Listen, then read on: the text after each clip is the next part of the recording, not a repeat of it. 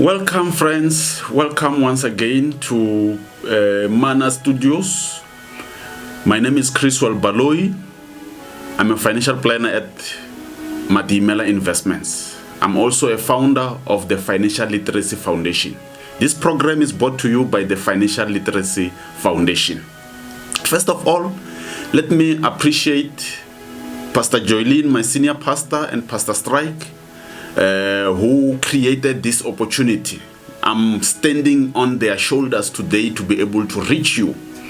And thank you very much, friends, for tuning in. We have spoken in the previous times, and we are continuing in that talk. Today I'm broadcasting straight from Mana TV Studios. We have been used to doing this straight from my office, but today I'm hosted by the big hands of Pastor Strike. Thank you very much, Pastor Strike, for this opportunity. Thank you, and let us continue. Last week we spoke about the 7 laws of money. Do you still remember them? Let me remind you. I will run through them so that we can connect from them and continue with today's talk. We said rule number 1, laws and rules are one and the same thing, my friends. Rule number 1, we said you must learn to spend less than what you earn. And rule number 2, we said you must be able to save for the future. And rule number 3, we said give some away. And this rule number 3 is the one that we're going to be talking about today. Rule number 4, we said anticipate your irregular expenditure, then prepare accordingly. Rule number 5 said tell your money where to go and make sure that it gets there. That is budgeting. Rule number 6, we said manage your credit and only borrow what you can afford to repay. And rule number 7 was saying learn the language of money. Those are the 7 rules. And I said if you violate these rules, chances are you will struggle in your money walk. You will struggle in your life when it comes to money. Today we want to expand and talk some more with regard to these laws. Why? So that we can be able to implement. It's not about just listening to them, but it's more about implementation.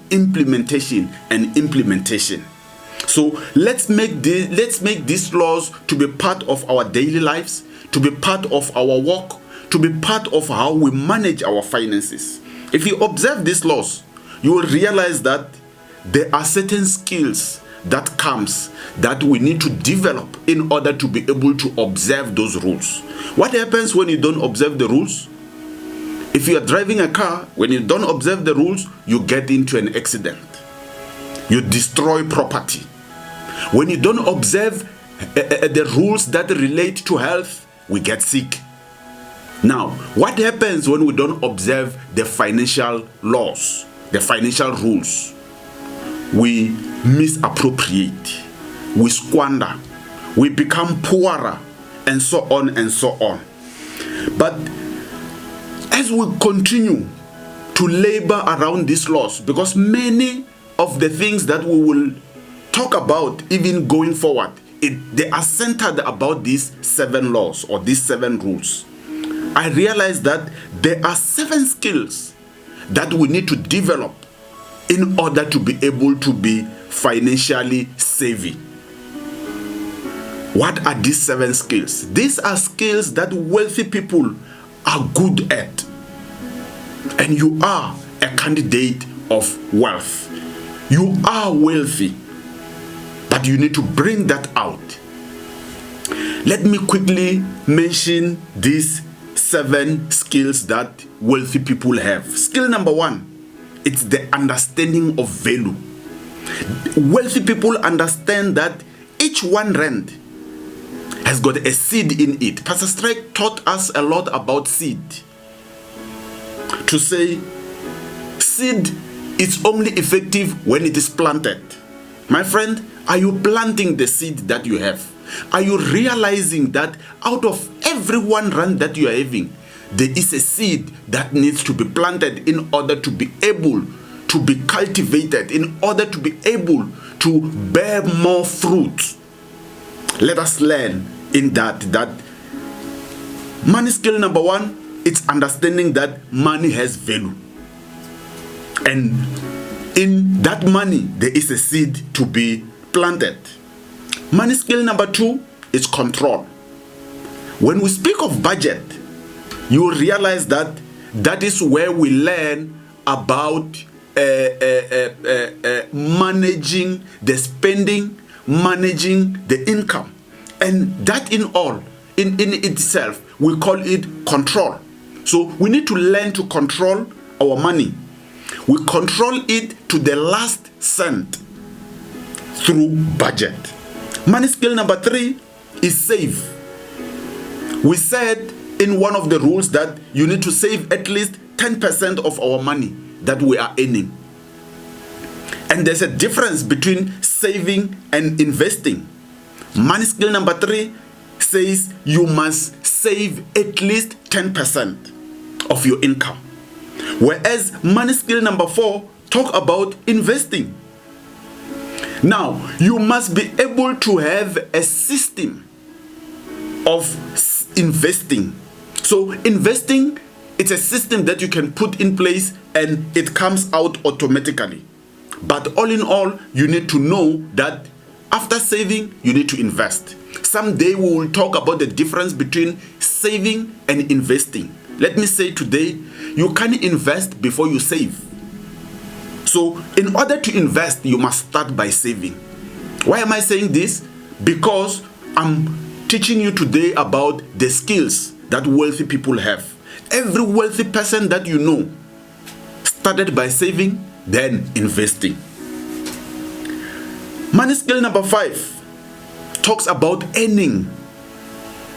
What is your source of earnings? Is it your salary? That is not enough. You must learn to develop multiple streams of income. We'll talk about that some other time. But today, let's say, if you are a salary earner, that's not enough. Whatever source of income, if you have only one source of income, that is not enough. A wealthy man has got more than one source of income. Are you developing your multiple streams of income? Are you developing your alternative sources of income? Learn to do that and do that successfully. Money skill number 6 talks of shielding. What is to shield? To shield is to protect. Are you protecting your earning potential?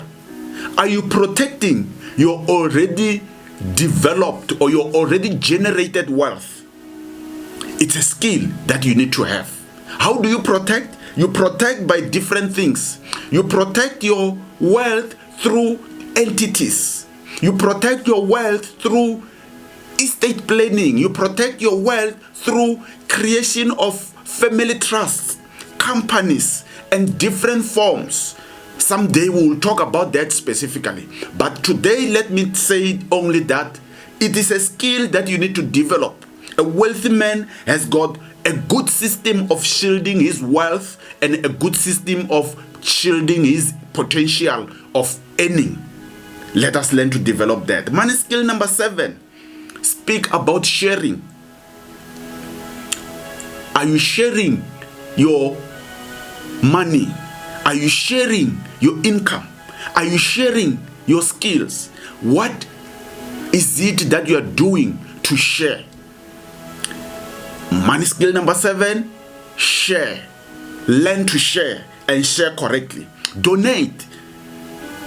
Generally speaking, let's say you need to share at least 10% of your income. That's a minimum, 10%. And it is a system, it is a principle. Learn to share. The more you share, the more you receive. How much are you sharing? How much of yourself are you giving away? Do you know that what I'm doing here, I'm sharing myself. I'm sharing my skills with you. I'm sharing my knowledge with you. What is it that you are sharing with other people? It is a skill, and you need to develop that skill. So, giving and sharing are related, and that's what we want to talk about today. We said last week that give some away being rule number 3 of money. And what are you giving? I've already said you give money, you give your time, you give your talent. But specifically today, I want to talk about the giving of money.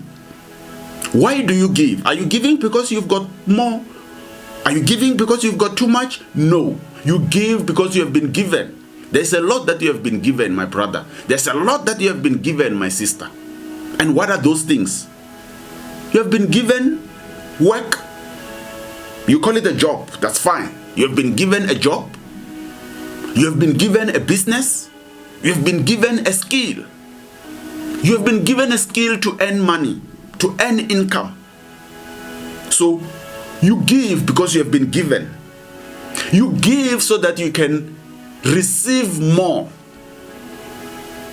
So the Bible says, blessed is the hand that gives. So you give so that you can be blessed. It's a principle. But let's look at it in this way when we talk about money. We said also that you give because you want to break the spirit of greed and you want to break the spirit of fear. We said these two don't mean the same. They are twins. We said that greed, it's an enemy to our finances because it makes you feel that you can never be able to give because you don't have enough. And we said that is where we talk about contentment. So greed deprives you from being content. Whereas we said fear talks about your insecurities. Your insecurity around money. Your insecurity about your future. And we said greed sabotages your present.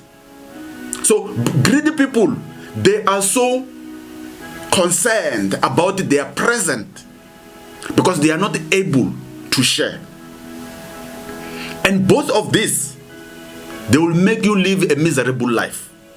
They will make you live a life that even when you have, you still feel like you don't have enough. You know what? That is greed. That is greed, and it can be broken. How do you break it? You break it through giving. And we said that we will talk about how to give, where to give, how much to give. And today we are going to look at that. But when you give, you learn to be content. When you give, you are saying, I am grateful for what I have now. I am grateful and I am satisfied. Contentment can be cultivated. It's not out of abundance, but it is out of satisfaction. Greed says you don't have enough. Greed says you want more and more and more. And unfortunately, you will never have enough. There is no one who have enough. If enough was a person, if enough was something that we can achieve, there will be people who will have enough and they will stop working. But who has ever stopped working that you know? We stop activities, we stop certain kind of activities, but we never stop working. Greed puts you in a position where you say, I will never be able to achieve that level where I can say I have enough. Now, how much do we give? Do we give to an individual? Do we give to a group of people? Do we give to an organization? And when do we give? It's not much about how much do you give. No. But it's more about why do you give. We have already mentioned that you give because you have been given. It's not much about the quantity of the gift, but it's more about the quality of the gift that you make. It's that what makes the difference, the quality and why. That's the big thing in giving. And we said it's more contentment, it's about the attitude. It is more about the attitude towards your giving than what you give and who you give to. You don't give because you have been paid a lot. You don't give because you have already paid all your bills. No.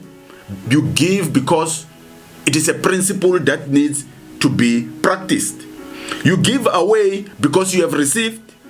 You give away regardless of your circumstances. You give away regardless of your level of debts. You can decide how to give as a form of percentage of your income rather than a fixed income. So, because someone who earns a variable income, like a commission earner, or someone who earns income out of sales, your income will vary. So you cannot necessarily say, I give 100 Rand every month. Because someday your 100 Rand will be 100 Rand out of 150 Rand. And I can tell you that will be difficult to do. So you give as a percentage. Teach yourself to compute that percentage and put it in a way that automatically, when you put in your income, you are able to see that, okay, my giving for this month is supposed to be so much. So when your income increases, automatically your level of giving will be increasing because it is a percentage. The goal here is to establish the habit of giving. Is to establish the habit so that the giving becomes a habit. Then it happens automatically. For a Christian, I will say we need to be able to be living already on 80% of our income. 100%? No. Because the moment you live on 100% of your income, you are violating some of the principles. And I'm sorry that you are already, some of us, we are already living beyond 100% of our income. How does that happen? If you are earning 1,000 Rand and you are spending 1,100, where is the 100 Rand coming from? It's coming from your credit card. You are living beyond your means. And you are violating the principles of money. We learn to live on 80% because 10% must be given away. Simple as that. Where's the other 10%? Of course, it goes to tithing. So tithing is a principle, and you cannot violate God's principles. It's not an Old Testament thing. We will look at that in due course. But 80%, it's your level on how and where you must be living.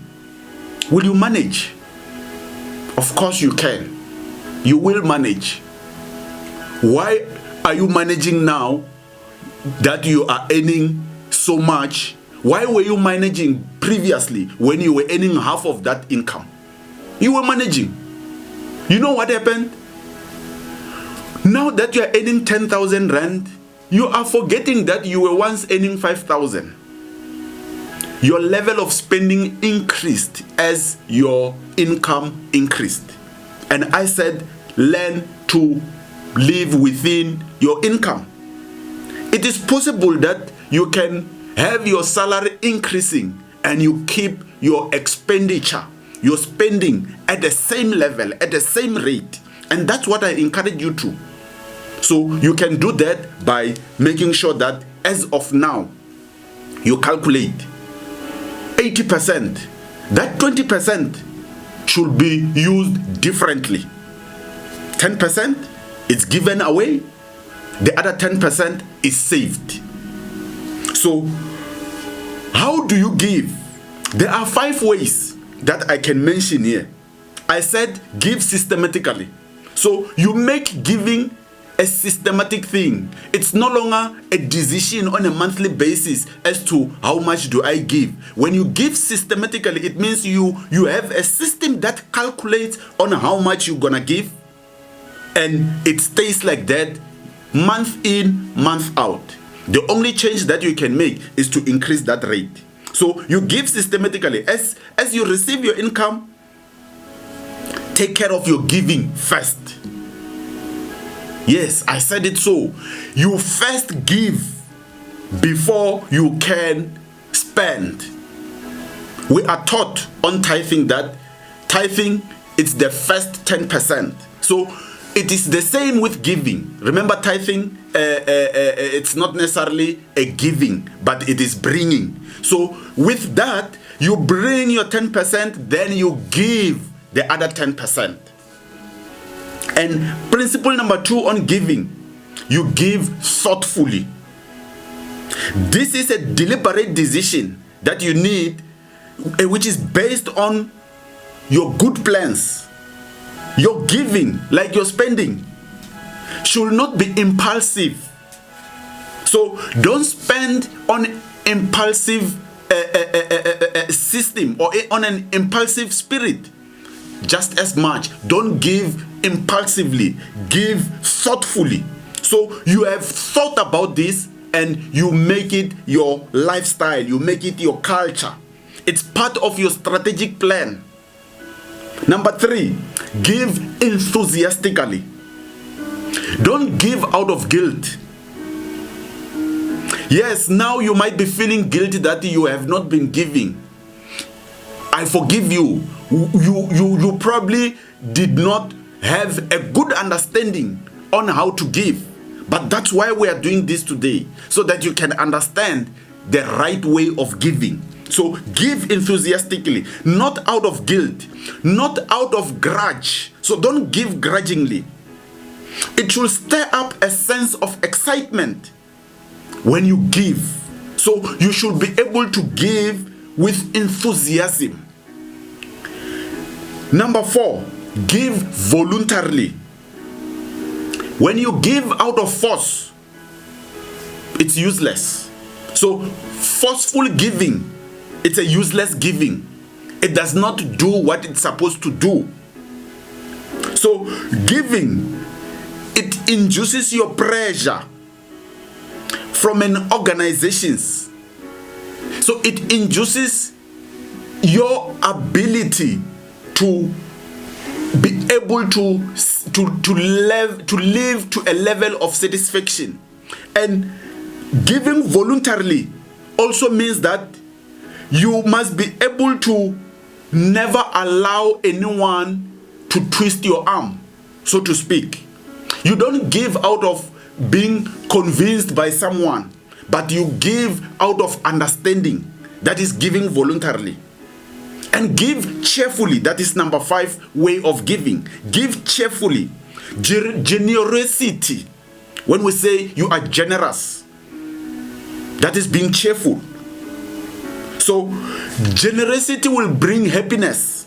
So when you give cheerfully, you will be happy even out of your giving. You give out of the heart of gratitude, and you will be able to be joyful, to be joyous out of your giving. It will make you happy, and it will make you being to be in control of your money and not having your money to control you. And where do you give? Let's look at that. Where do we bring our gifts to? What are you passionate about? What stirs your heart? What stirs your spirit? If you are a Christian like myself, well, we talk of a storehouse. That's where we bring our tithes. But perhaps that's where we can also consider to bring our gifts.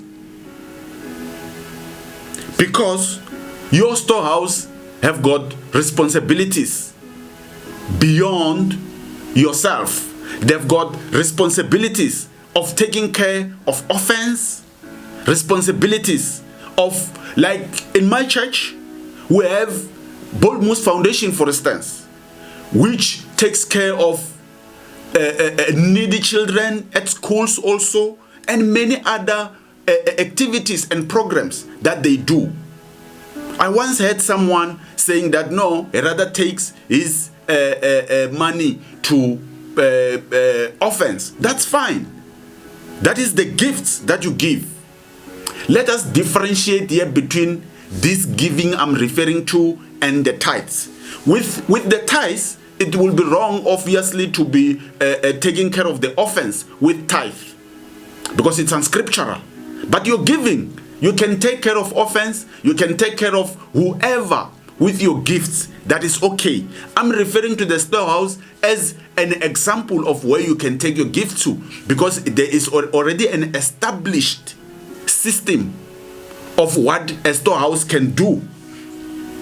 So, if a storehouse, it's okay. That's good, because that's where you're also spiritually fed. So, it will be fine to take your money, to give your money where you are spiritually fed. You may look at your community around you. You might look at your neighbor. You may also look at that child who passed matric last year and have not been able to go to varsity. That's where you can give. So there are many different ways and many different places that you can give. You might be looking at organizations. Let me put a warning on this to say, let us not be manipulated by organizations that we see on TV, whether it is a church or any other organization, because we don't always know what they do with the money that they collect. They will always bring their programs, but we are not sure whether they are taking that money to those programs that they show us. So my teaching to you will be, give where you can know, where you can see what your money does, what you can observe your money doing. You can even be part of such activities after you have given. So, in conclusion, let's say it is important to give, and it is important to give right. Give while you expect to be given. It's time for homework now. As we sign off, what are the areas that concerns you in your finances? Can that be broken by giving? You don't give because you have more, but you give because you want to solve certain issues also in your finances. And I encourage you, my brothers, I encourage you, my sisters, you can break the spirit of greed and fear through giving. And you can enlarge your territories. You can enlarge your boundary of wealth creation through giving. Most, if not all, of the wealth that we know, they are very big when it comes to giving. We even have a concept called philanthropy. That is a systematic way of giving. Learn to cultivate that. I thank you very much, and thank you for tuning in, and thank you for being part of these teachings. Feel free to send us your messages. Feel free to send us your emails of encouragement, of concerns, or of any area that is of a concern in your financial life. We are more than happy, and we are prepared to assist you iron out so that you can become a better steward of God's money. Remember, it is God's money, not your money. It has been entrusted to you. If you can manage the little that you have, more shall be given unto you. Thank you very much.